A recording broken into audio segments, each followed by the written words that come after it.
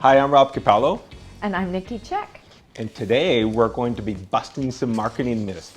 So we're going to sit here today, we're going to pull some questions, and we're going to answer the best we can. So it's going to be our marketing coach session we're going to talk about. So let's get started. You want to go first, Nikki? Let's do it. I can. Do it. So the very first myth here is, once I start a social media campaign, I can expect results within a few days. For sure, absolutely. One ad, and then you'll like blow it out of the water. Absolutely. Phones ringing, doors dinging. Yeah, I think it's interesting because we hear that a lot from like clients want results right away, and I'm sure I get that. You're investing some dollars, you want results right away, but you need to commit. Like to anything you do. I heard this analogy once that someone said, like it's like going to the gym. I'm not going to go to the gym today and go, man, I'm in shape already. I'll never have to go again. You got to go. You got to go 3 times a week or Discipline, sometimes more. consistency, do and gauge. Correct. I wanted biceps. There you go. Do I have them yet? Next one is, I got 2. Let me pick one. Okay. I don't need to market on social media because my customers don't use it. Oh my goodness. You say this all the time. A lot of business owners will make decisions based on them and what they do and how they operate and what things they like and don't like. And with all due respect, it's not about you. You really do have to pay attention to who your customers are, know them really well, know your targets, and make sure that you're creating messaging and content and things that matter to them. Yeah, absolutely. And, I'm not a big social media user, but the majority of the world is, right? We were just looking at that graph. Yeah. What was it showing you this morning? Billions of users on Facebook, like literally billions, and on YouTube. Globally.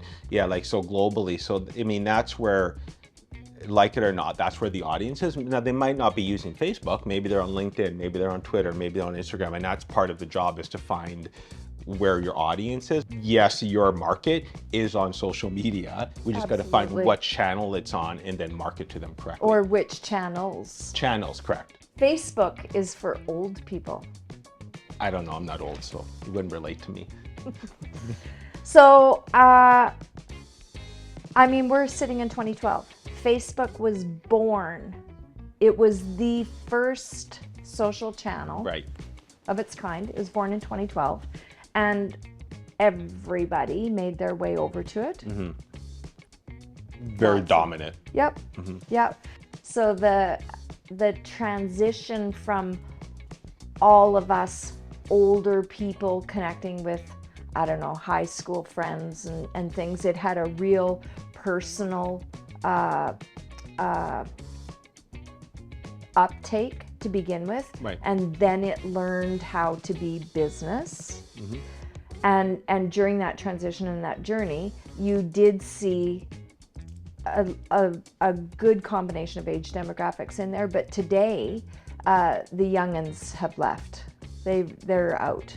So no, Facebook is not for old people from a user perspective, but it does skew an older demographic. Yeah, I was going to say, depending what your definition of old is as well. So yeah, are the 15, 16-year-olds on Facebook? No, they're using Snapchat and TikTok and all that, but it's not like we're talking like old as in like 90 plus, right? No. So there's still a big audience of 45 to 55, 60-year-old, which is typically the sweet spot of most advertisers because they have the disposable income and the ones that you want to talk to. All right, next one. Oh, I love this one. So managing social media is a waste of time I could be spending actually running my business. Okay. There's a lot there. There's so much there. So again, you look at some stats, and again, I'm gonna bring it down really regional. You look at stats from Regional District RDCO, mm-hmm. Economic Development Commission. You see that the lion's share of our businesses are 0 to 4 employees. Right. So the context of the question is indicative of the size of Correct. the organization, I think. Yeah, and it's funny because I read them like, yes, you probably shouldn't be like as an owner, maybe you shouldn't be managing your social channel, but someone should. Like maybe you have someone on your team, or you opt to outsource, to say you're not going to do it because you don't have time, to me doesn't make sense, because that's where your audience is, right? It's hard to you need to be on social. And if I can, so busting that myth as well, Right. it isn't a waste of time, but you do have to customize it to ensure that it meets your business model or your ecosystem. And I do agree. If not you, then who? Exactly. So who's going to do this? And then making sure that you're not doing something to just tick it off. Right. I posted on Facebook, Right. I posted on Twitter. So having expectation around what is it that we want to post, who is it that we're trying to reach, and an expectation around what is the thing that they're going to do. Are they going to love us? Are they going to like us? Are they going to share it? Are they going to tell us we just fell off the turnip truck? Are they going to come into our store and buy our widget? Are they going to download our ebook? What do you want them to do? Know that so that you can benchmark and metric that, and not throw the baby out with the bathwater. Like, for crying out loud, don't start Facebook, do it for 6 days and go, oh, that didn't work. Right. So just have intention and strategy, and the ability to measure what is or isn't happening, and then pivot or adjust. I like these. We have a younger staff member who does all our social media. There's nothing an expert can do that they can't do. 100% true. Move on, no, just kidding. Well, I think that's one of the downsides of social, I think, is that it is easy to get onto social and you can just post noise, right? And there's a lot of brands that they think that they're doing social media, but all they're doing is posting noise. So they're not getting engagement. No one's liking the post. No one's like, because I'm on social media, it doesn't mean that I know how to market properly on social media. Those are two different things. You have to come to it from a business standpoint. Yeah, and you need to align. Sometimes you see too, someone will post, because there's tools out there. You do a Facebook post and then you just replicate it across all the other platforms. You can't do that. The way you talk on LinkedIn is different than the way you talk on Facebook, or you would talk. And then having that strategy in place is so important. And what you put onto your messaging is just as important as picking the right medium. So you could have the right medium, but now if he or she, if whoever it may be that's managing, is not putting the right message, it's not going to resonate. So you're doing it just to do it.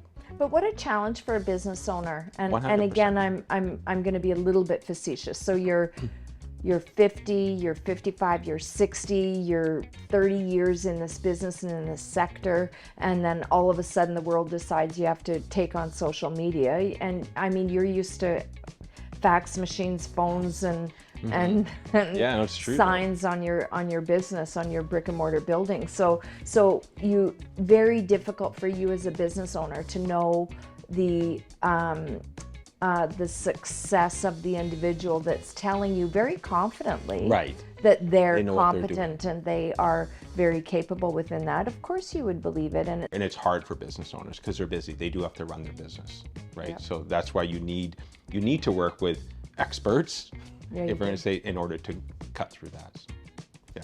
Next one. Big brother question. When I see targeted ads, it's because my phone is spying on my conversations. Rob, true or false? Well, maybe a little bit. Probably a little bit, because it's interesting because there's, with voice technology, there is some of that. So if you have Siri turned on, or like there's, it will pick up sometimes, and it will, but really ultimately it's because it's done from strategy from the back end. So there's technology out there like geofencing technology where we can geofence a location and then feed ads targeted to people. Like you can do so there's tactics you use in order to find your audience and then feed them relevant ad because of something they did. So if I'm searching for shoes, all of a sudden you start getting ads for shoes, right? But if the business is doing a really good job at mining their data, is that if they know Nikki likes red shoes, your ad could be a red shoe and my ad could be a blue shoe because they know I like blue. Like you could be that targeted with your ads. When we have our Save on Foods loyalty cards, or when we sign up for a fitness app, Right. and we're going to do Right. exercises to get rid of that stubborn belly or jiggly arms or whatever it is. We are voluntarily giving our data and our experiences to these apps, to these loyalty cards, to these programs.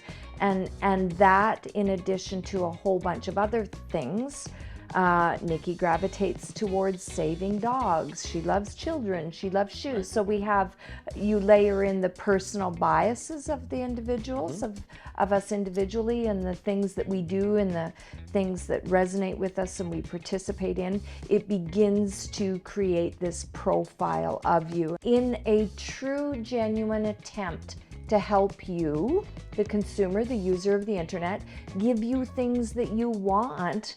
That's what these profiles do.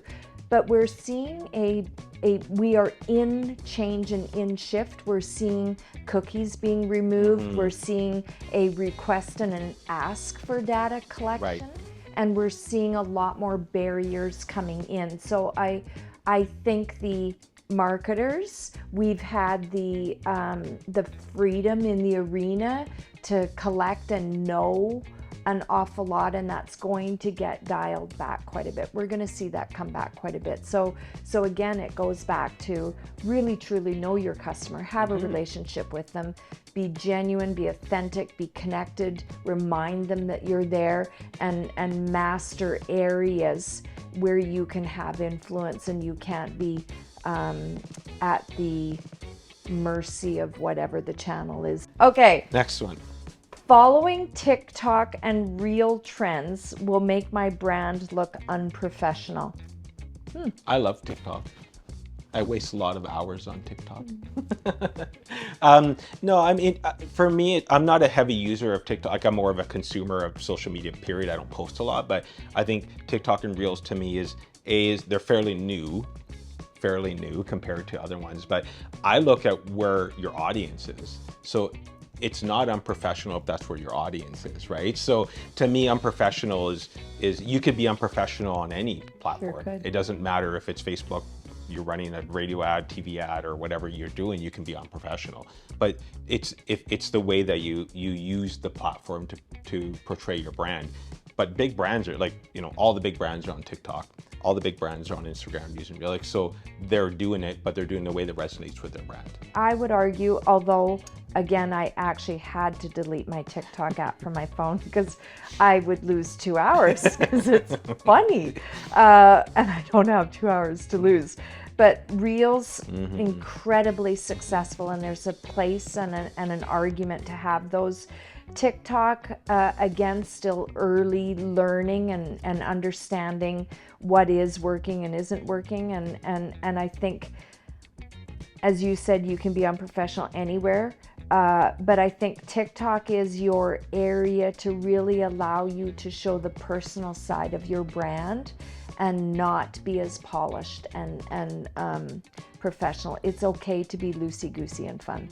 But the other side of it is that like you were saying, we're trying to find applications for in our markets, right? So you look at, it's a pet peeve of mine that you go to a conference and they talk about Coca-Cola and Starbucks and how amazing they are on the platform. I'm like, cool. Sure, they got billions of dollar budget and they're going across like all of North America or the world. Where now, how does a business in our market in Kelowna use it? Or a lighting store here in Kelowna, right? Yeah. So, and that's what we're trying to find. How's that application, and is it worth? So we're still working through some of that. So, so my last question. I'm on my last one. So imagine social media can be easily done off the side of my desk. So going back to that stat, you look at your businesses having 0 to 4 employees. So if you happen to be in the 0 category, you are, for all intensive purposes, the salesperson, the accountant, the janitor, the collector, the builder of everything, the captain of do-it-yourself. So those that know me, you hear me say all the time, you got 96 5-minutes in an 8-hour day. Use them wisely. So how many sides of your desk do you have? I always say marketing should be seen as an investment, not an expense. Because if it's seen as an expense, then that's where you struggle from with your mind, but marketing should give you a return. That's the idea of advertising, is that you should have an ROI on it. But we all know that doing anything off the side of our desk, we don't do a good job. Like, it doesn't matter what industry you're in. So I think that, you know, sure, can you manage your social channels off the side of your desk? 100%. Is it actually the right thing to do and you're going to get value out of it? No, you can't. Marketing and advertising mean the same thing on social media. Yeah, and that's a massive misconception. I think people use those words interchangeably, and I might have today.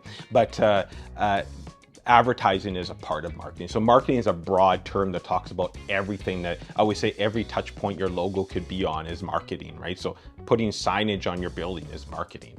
You're like, so where advertising is just the paid component of marketing. So it's just one component of it. When you're putting a strategy together, your paid portion of your spend, anything is your spend, would be your advertising. Everything else falls under the marketing umbrella. And I don't have anything else to add to that. I completely agree. So, busted. Marketing and advertising mean the same thing on social media. No, they do not. Here, I don't think we've So I get one more? Yep. All right. I should market on all social media platforms because everyone is my customer. So this one's interesting. This one is a common phenomenon. It doesn't matter what business we're talking to, almost every single business thinks that every person is their customer, and that in itself is a myth. That's not true. So you have customers that are or prospective customers that so match you. They match your brand and your why you exist. Right. They match your you're the only one that has that widget, and they've got to have it.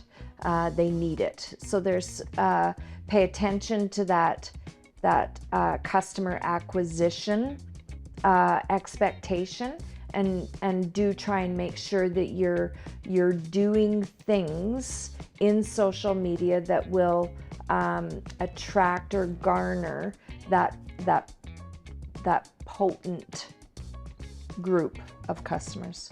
Yeah, and I think we try to work with clients on that, of saying we need to dig deeper into just saying everyone's your client, like, because we build what's called personas. But the idea, there's two different sides, and when I hear that is like, there's your current customers, but then there's people that should be or you want to be your customers, right? So there's two different sides to that as well. But sometimes clients struggle. I feel brands that are super successful are brands that are targeted to a certain group. I use this analogy all the time, Starbucks. So Starbucks, anyone can walk into the door of a Starbucks and buy coffee. They're not going to turn you away, but you got to be prepared to spend $5 for it. So is everyone their customer? I'd argue not. The lineup at Tim Hortons, those aren't Starbucks customers, and they know that. Like, they're Apple, they've done a good job about that. I don't know, spend $2,000 on it. I'm not saying you have to charge a lot, it's not the purpose. Is that they really know who their audience is and very targeted to market to them. So there's very few businesses I can think of that literally everybody is their customer. Do the hard work, sit down in a room, ponder by the pool, think about who your customer is, and be really intentional at just being laser focused on that prospective customer group in social, and gauge and measure and see what results you get. That was fun. We bust a lot of myths. We did. If you have a myth that you want busted, send it in. That'd be fun. We'd love to pull it apart. Hopefully there was some value. Hope people got some valuable information. Yeah, and you can reach out. I think that'd be really neat to get some businesses to reach out and actually send in questions they might have around that, and let us ponder it and answer it. I like it. Awesome. Thanks. Thanks a lot. Talk to you next time.